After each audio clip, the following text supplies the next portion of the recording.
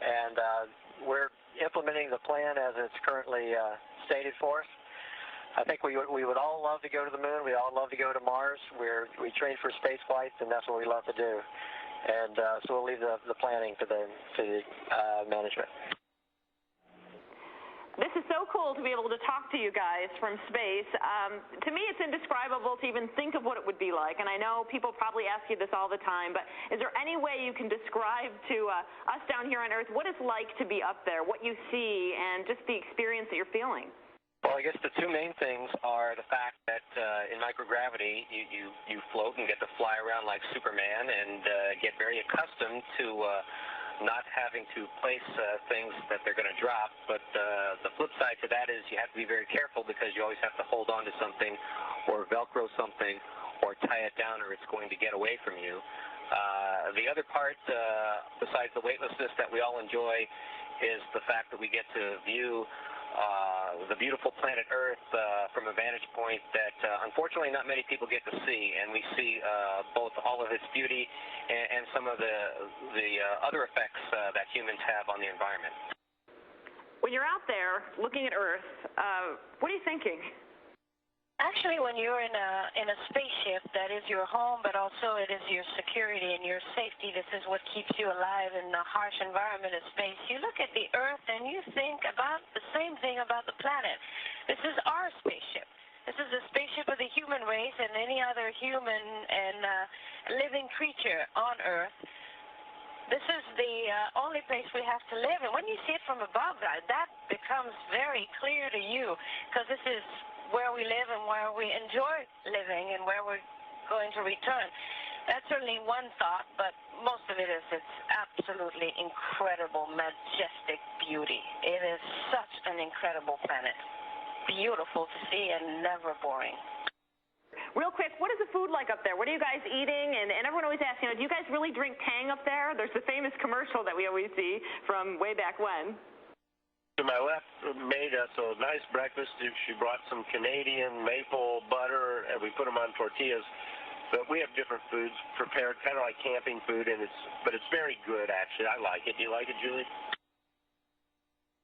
Yes, very much. It's actually very varied, and most people think, we drink out of tubes and eat out of pills. It's very much like camping food. It's dehydrated, part of it, or a package very specially. What is difficult about eating is not, the menu is very good. It's not, to be quite careful with your food. Of course, when we start opening our package and start eating, if we flick the spoon, then the food's going to go floating, and that's not a good thing in a tight spacecraft. So you have to have some table manners. Commander, how did things go today as far as the work was concerned? They actually went extremely well. It was a really big day for our international partners over in Japan.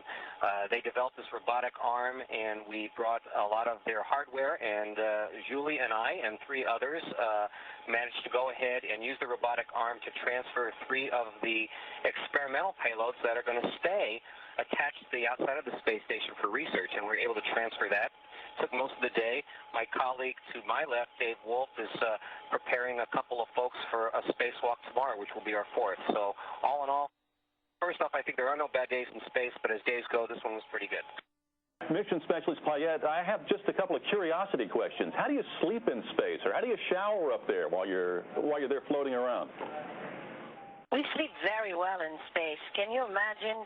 We have a sleeping bag each, and when you get into it, you float in the sleeping bag. The sleeping bag floats in the module, so all you have to do is to attach it somewhere, which is a good idea, by the way, because during the night while you're sleeping, you might start drifting and end up somewhere you didn't intend to be at the first place. So you attach your sleeping bag to the wall, the ceiling, somewhere, and then you just go to sleep. It's actually very comfortable. For washing, of course, we're in weightlessness, so a shower head with water dripping on top of your head would not work. We don't have a shower. We don't even have a faucet or a tap. But what we have is a small little squirt gun that can squirt water into a washcloth, and we wash like we would if we were on an expedition or a camping trip or something like that. It works.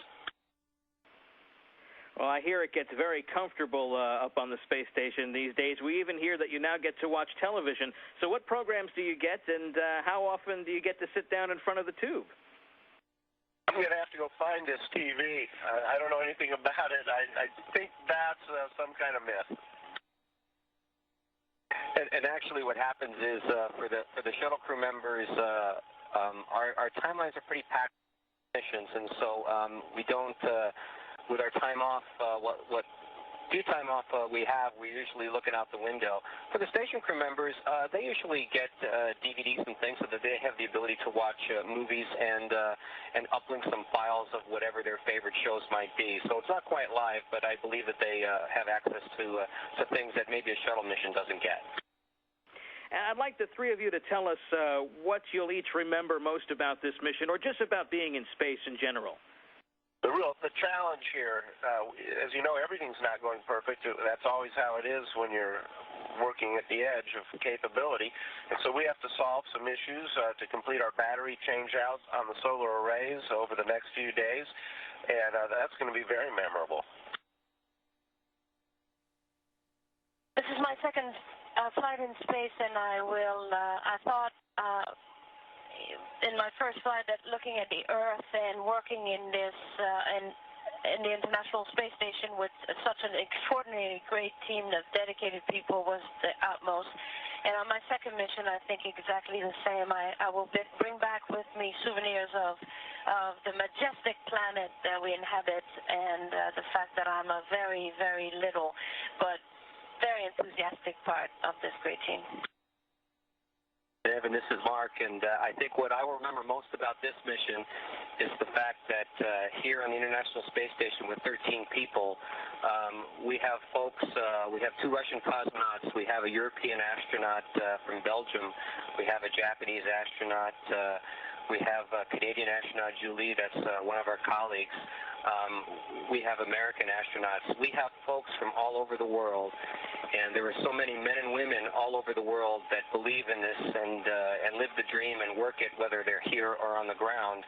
And it's just a privilege to be a part of that and to have the ability to actually share common experiences and hopefully maybe be an example of all the things we can do internationally when we cooperate. And Mark, if you could do me a favor and describe what the Earth looks like from up there, because it's always a fascinating description when an astronaut tells us. There are 2 things that stand out to me.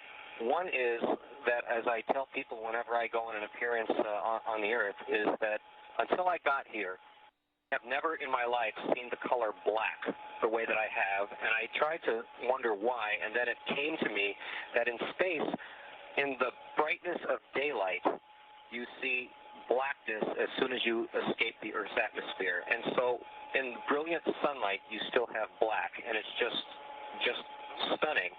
The other thing is that when you look at the blue Earth and you look off on the horizon, besides the majesty and the beauty, as Julie said, you see this very extremely thin glow of almost a cobalt blue.